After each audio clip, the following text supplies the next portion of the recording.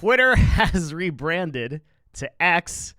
Is this the worst marketing move of all time? Where is it more appropriate to talk about this than on a marketing and social media channel?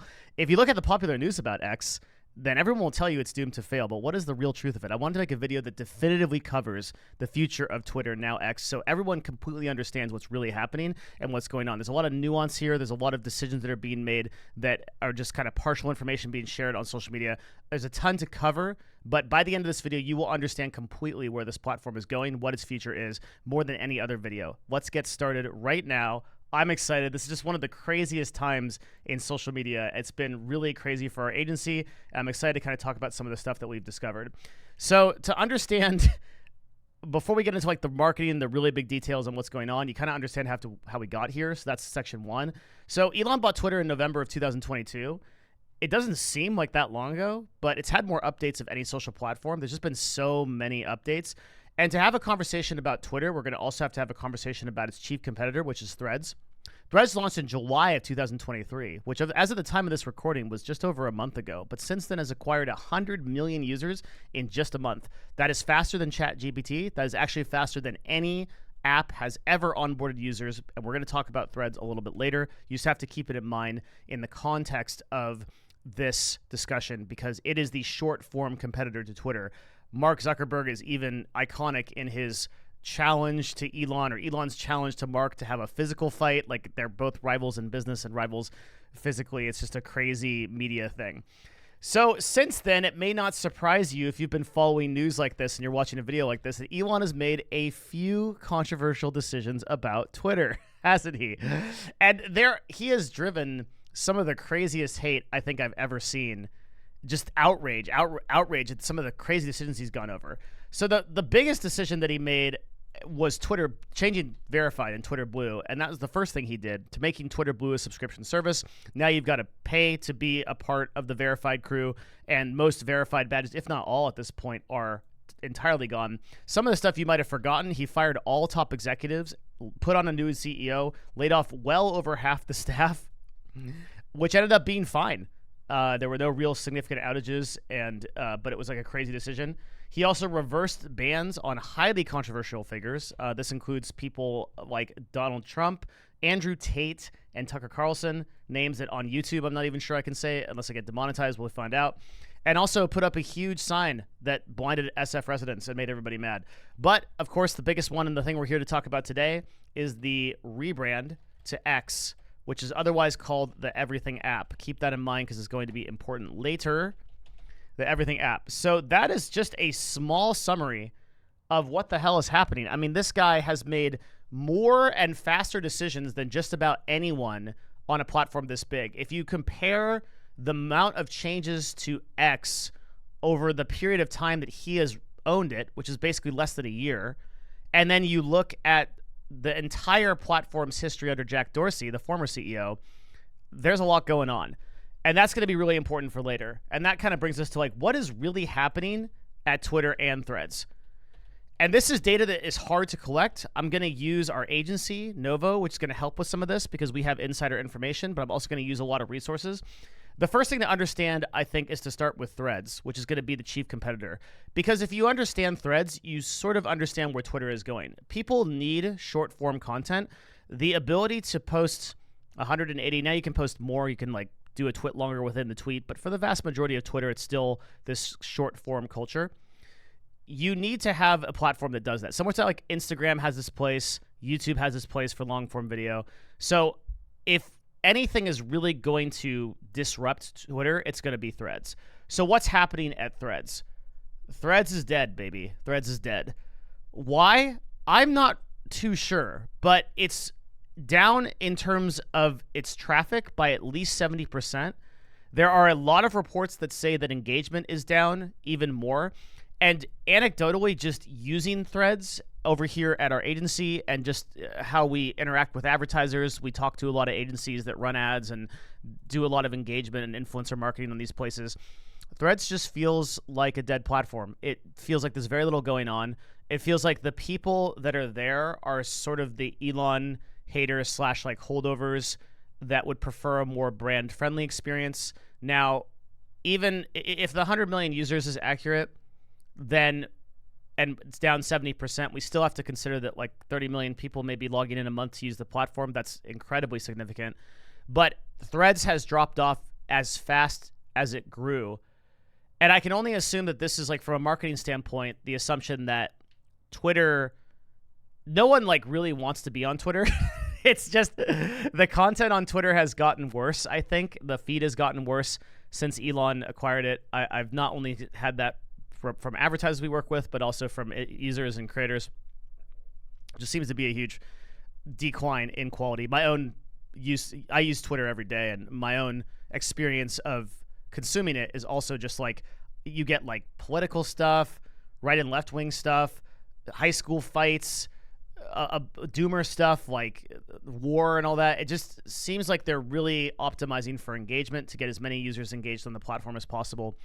And if we're going to look at something that might affirm that, I think one of the hardest things to understand is what is the actual like user base engagement on Twitter. You'll have a lot of people telling you that the engagement's going down, the user base is going down, and the platform is basically dying. And that was reinforced by Threads starting, right? When Threads started, everyone's like, Twitter is dead.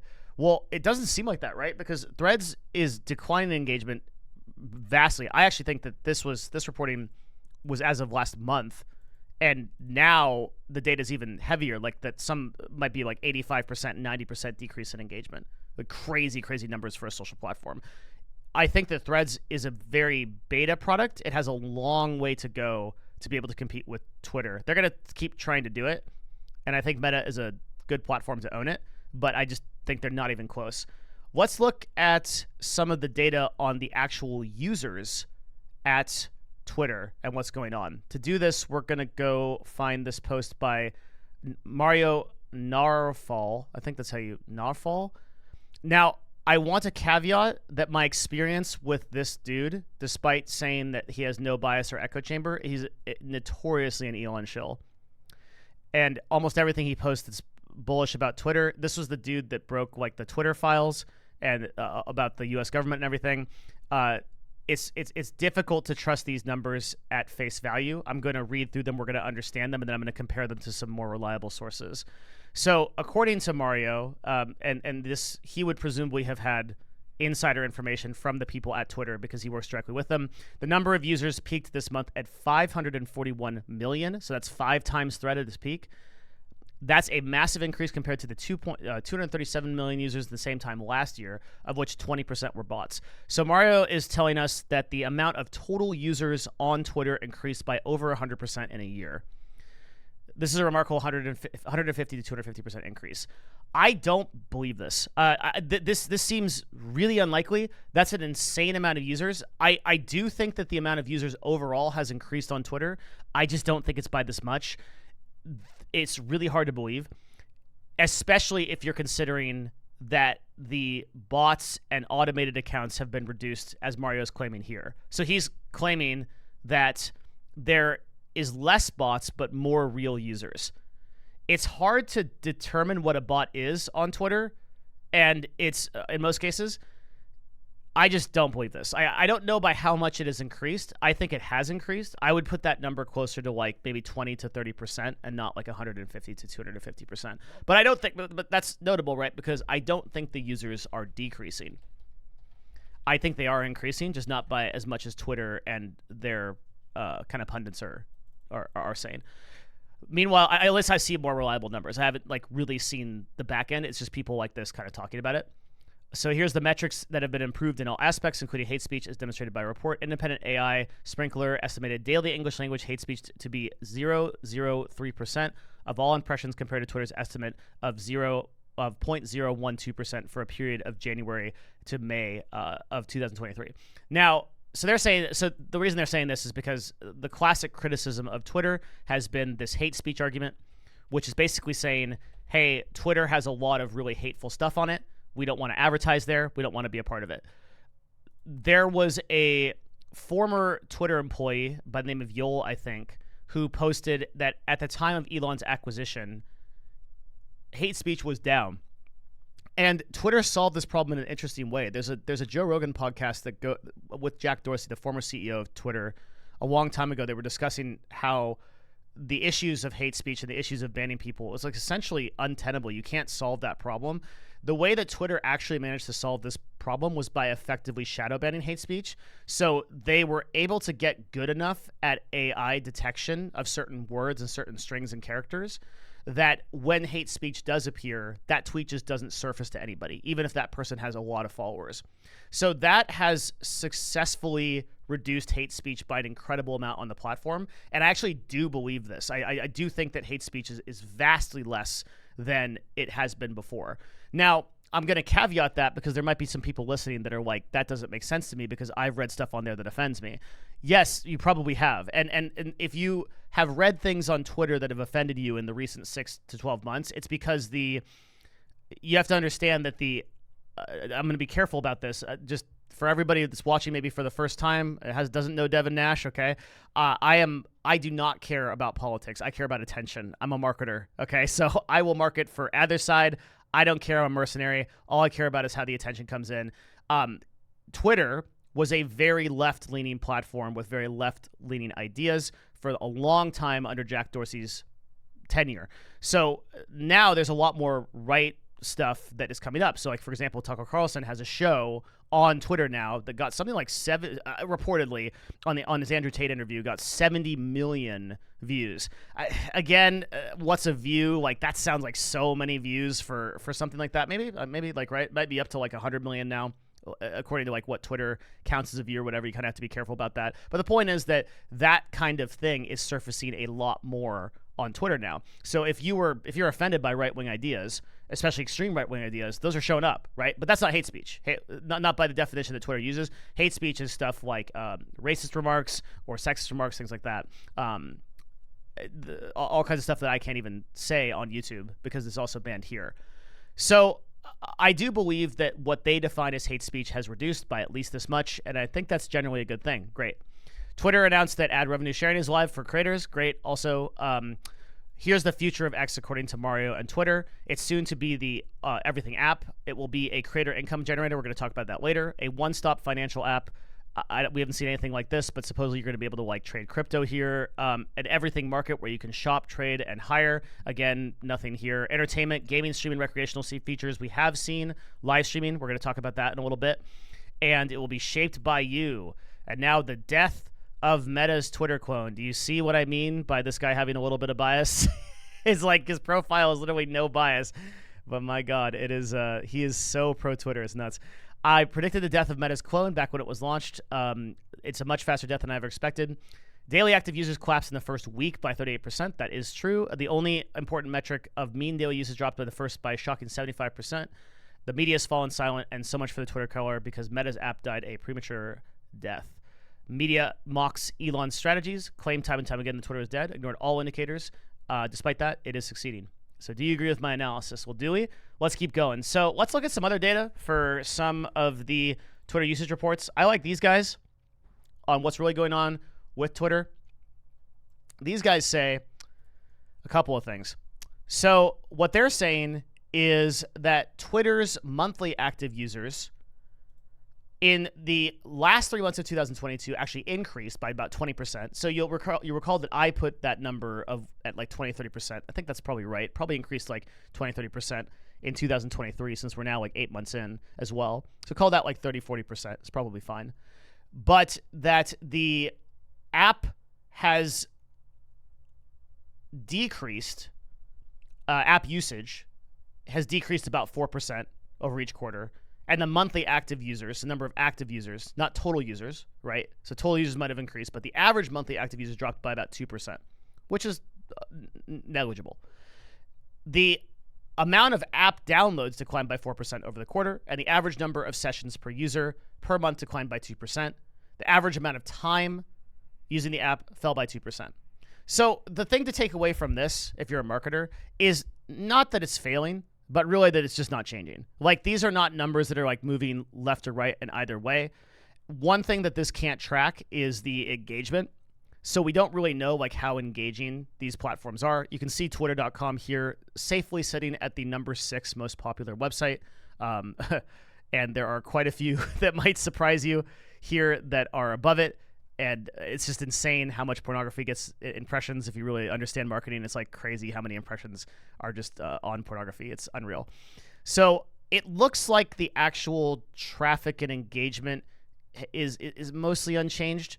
There might be more total users, and so as a percentage, the engagement is up quite a bit because it's more total users. But in the meantime, the active users that are there are spending a little bit less time on the platform, negligibly. I think this is a much more reliable data point than Mario stuff. Safe to say that we don't really know what's happening with like the Twitter users yet. It's just too early to tell. By the end of 2023, we'll probably have had a lot.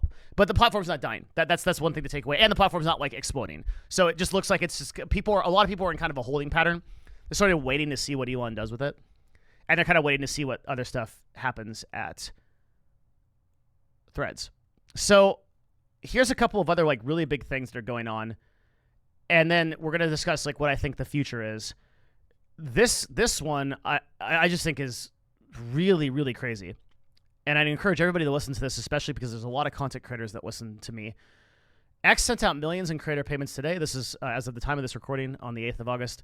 I've only been active on X for about 75 days. I got almost $700. Here's how to make money posting X on 3 easy steps. Let's talk about the revenue model of X. They seem to be doing a flat CPM model, so that means they are paying per 1,000 impressions, which means no matter what your niche is, you'll get paid a flat rate of 0.001 cent per 1,000 impressions. Unlike YouTube, which pays CPMs based on niche. I got $670 for 61 million impressions. So let's talk about impressions for a second. This is going to be a really important section for anyone that's a content creator or anyone that's interested in this. An impression, as Twitter defines it, is actually an incredible amount of things. So this is going to be the creators getting paid section. We're going to find out if it's actually viable for creators to get paid and if this actually makes sense to build something like this on X and get monetized for it. An impression, as far as Twitter is concerned, is a profile visit, a view on your tweet, or a view on a reply to a tweet. So this is a broad definition of impression. And initially, you might look at this and say, well, 0.001 cents is like almost nothing per 1,000 impressions. And this guy got $700 on 61 million impressions. So it must be pretty hard to get 61 million impressions, right? Because like if you think about 61 million views on YouTube, that's almost impossible, right? And here's where I want to really correct that thinking. Impressions are really different from views. An impression doesn't mean that anybody engaged with something at all. It doesn't mean that they replied to your tweet. It doesn't mean anything like that. It just means that they viewed it. So for example, even for me, and I am not by any means a big content creator or a consistent person on Twitter or anything. I don't even do content creation full time because I run my agency. You can look at like a tweet like this and it shows you that just on this tweet here, I got 1.3 million impressions that I posted like last month about Twitch. And I'll have several of these, like even this tweet here where it's just me going to Diablo 4, which ended up being a horrible mistake, by the way, that I don't recommend, got 10,000 impressions. So it's way, way easier, 176,000 impressions here. It's way, way easier to get impressions on a platform like Twitter than it is to get views on a platform like YouTube or stream viewers on a platform like Twitch.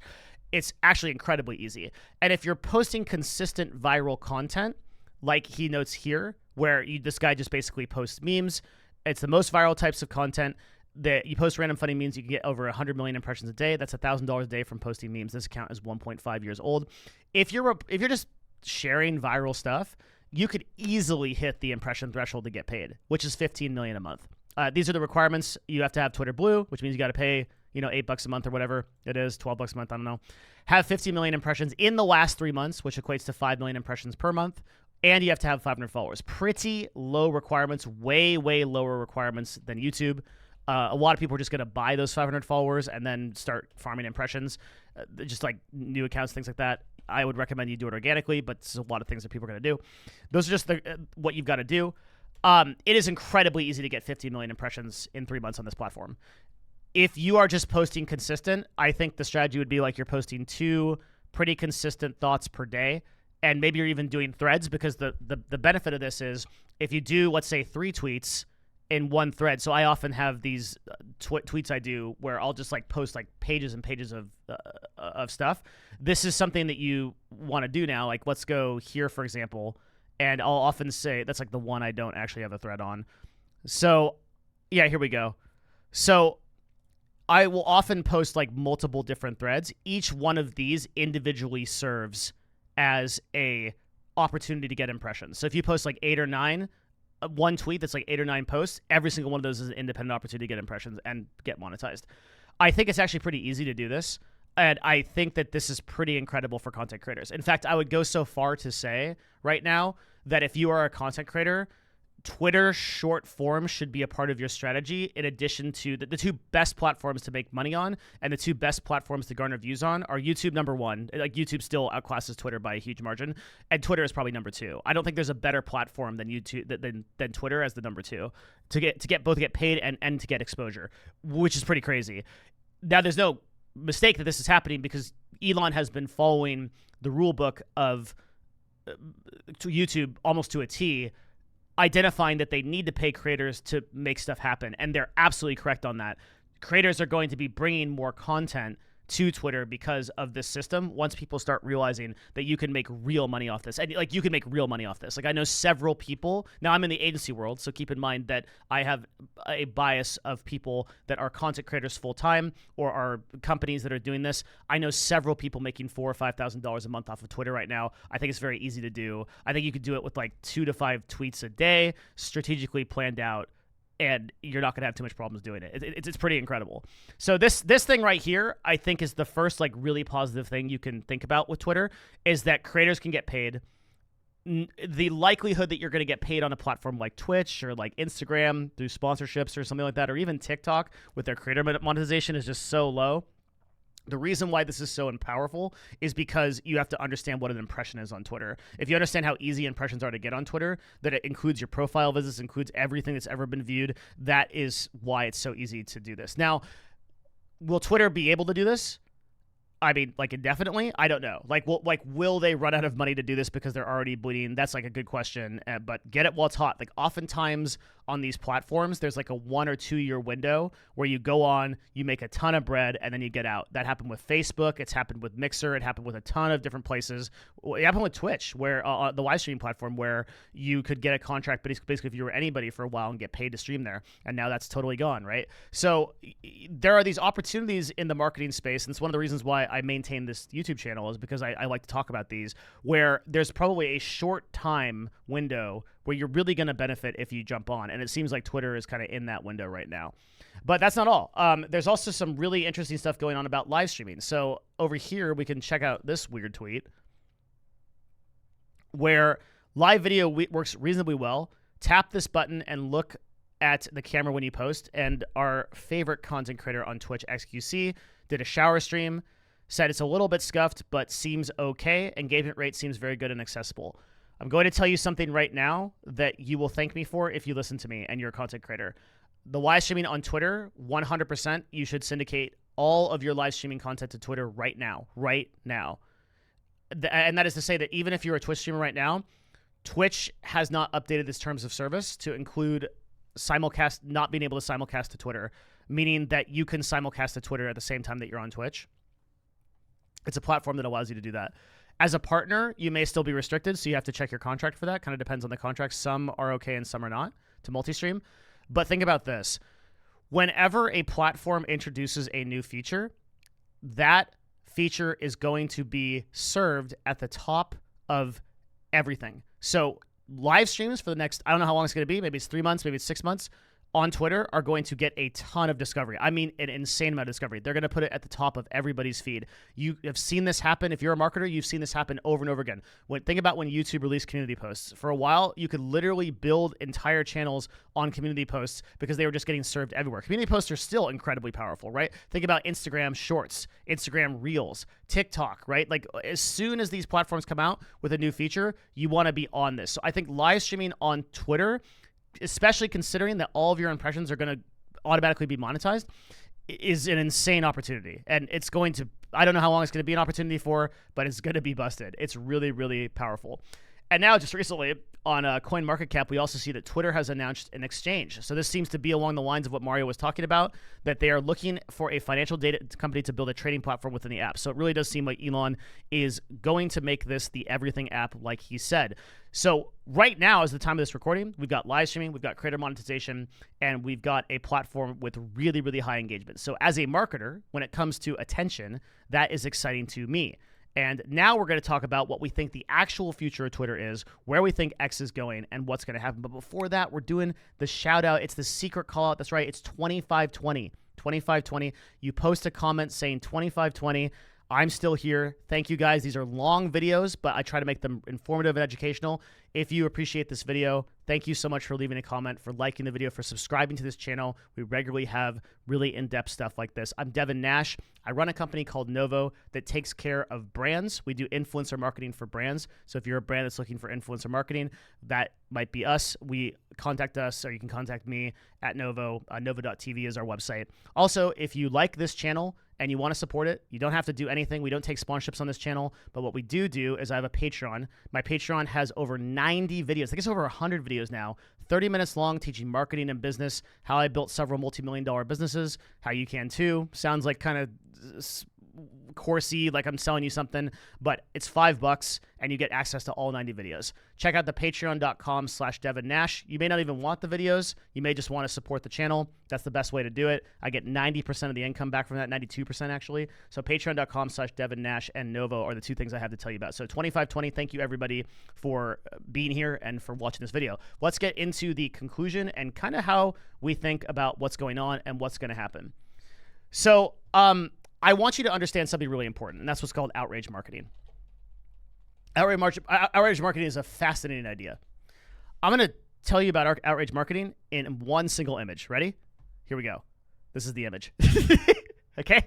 So if you're just listening to this video, which some of you do, some of you guys play the podcast game, I'm looking at a giant flashing X sign on top of a San Francisco building that Elon decided to put up here without any building inspectors or any permits.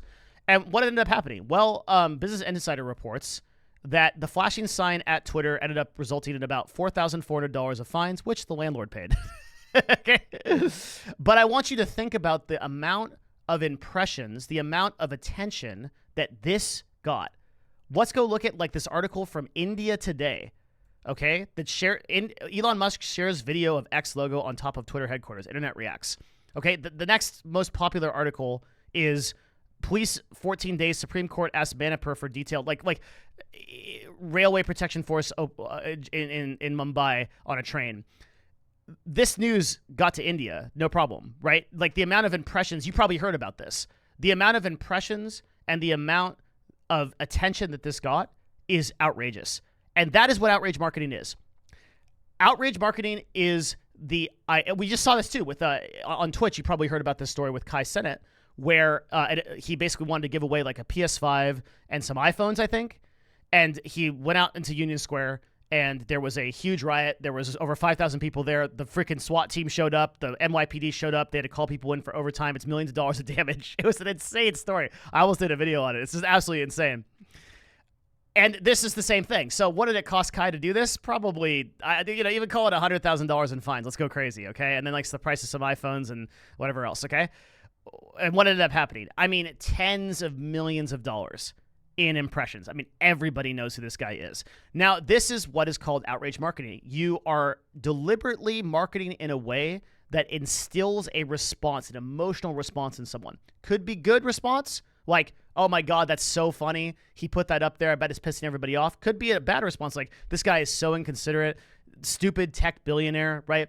What people don't realize, and this is one of the most important things that I can teach anybody about marketing, is that impressions are all equal. Impressions make people think about something. They make people think about a platform like Twitter.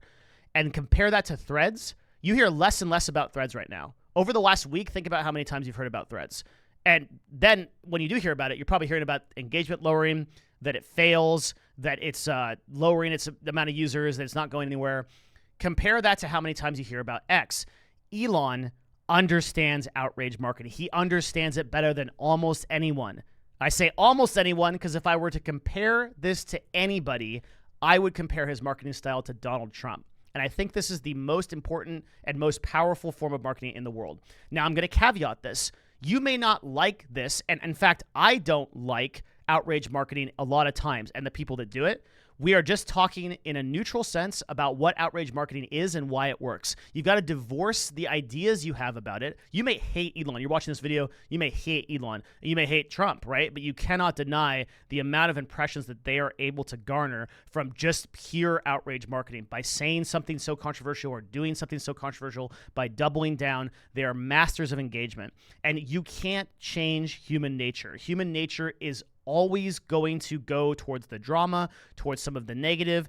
You're always going to feel a certain way, and you're going to respond to things that you feel that you have an emotional response to, more so than you're going to respond to other stuff. You may think that human beings are higher life forms. You may aspire and desire that human beings are higher life forms. Time and time again, they are not. This has been the way that marketing has been for hundreds of years. So, impressions all being equal, the conclusion really is, in my opinion, that Twitter probably owns short form in the future. And Elon continues to get massive media exposure. He knows how to do this. Did it for Tesla, did it for SpaceX. The platform is evolving faster than anyone else. It's going way faster than Instagram, way faster than TikTok, way faster than YouTube even. And the news is following Twitter. News is following X. Everybody is talking about it.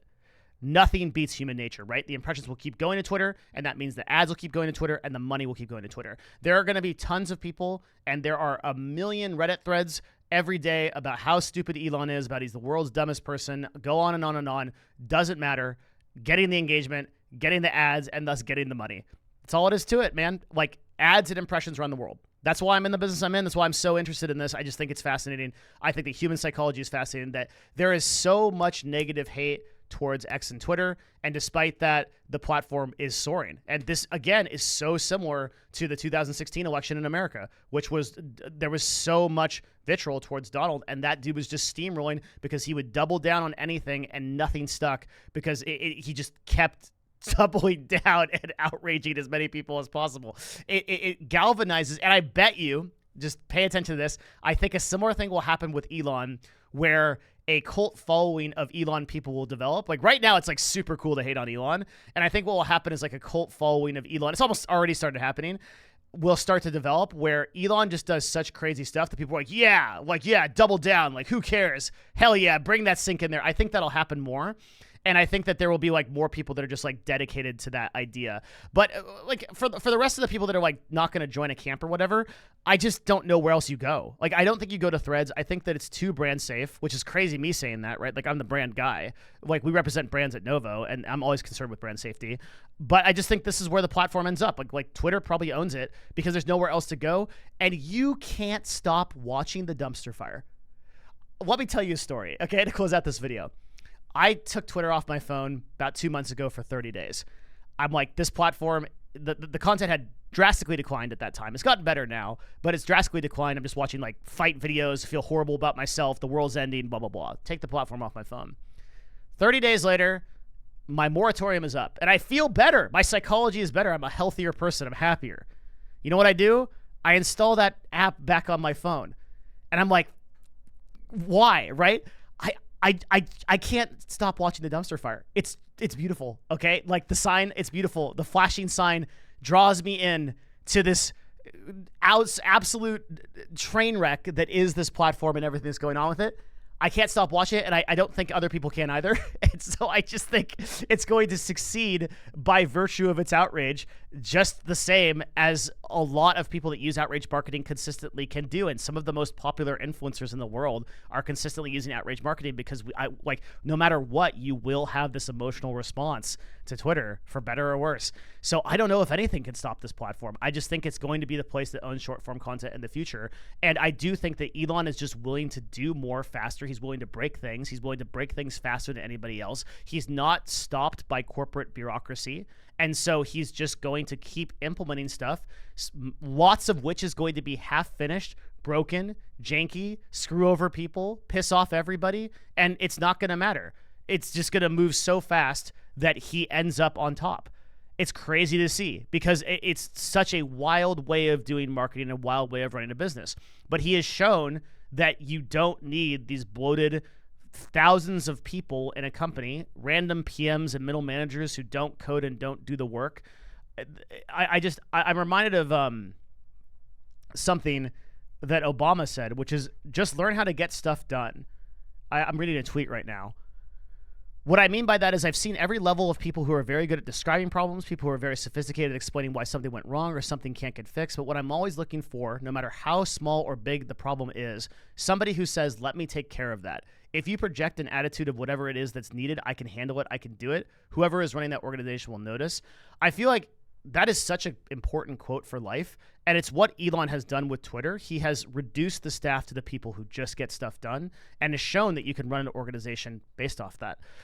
Likewise, I think he is moving so fast and getting so many things done that nobody can compete. And just other stuff like Threads is just going to be too slow. It's just the teams are too big. It's similar to why like Facebook couldn't compete with like Twitch, and Twitch really can't compete with anyone. It's just there hasn't been like a live streaming service. These so many corporations, especially in like the California area, are just so bloated. So that's what I think. I think that Twitter is going to own the future of short form, and I'm here for it. I really think that at this time, it's a great time to be a creator on the platform and make money. If I think that different, then I'm going to make a video and I'm going to tell you about it. But for now, I think that's it. Hey, do you agree with me? Do you think that I'm an Elon sympathizer and shill, and I'm just here like Mario, just trying to prop up the platform? Or maybe I have some back-end deal or something. Spoiler, I don't. Wish I did. What do you think? Post a comment in the comment section down below and let me know what you think. I do read them, even if it drives me insane sometimes. Actually, most of you are really nice, and I really appreciate that. Thank you guys all for coming out for my video, and check out discord.gg/Devin if you're still here. Discord.gg/Devin is the sort of discussion place we have for issues like this. Tons of really active channels every day talking about stuff like this, and I'm there every day. So I'll see you guys later. Thank you very much for supporting this video. Until next time, bye.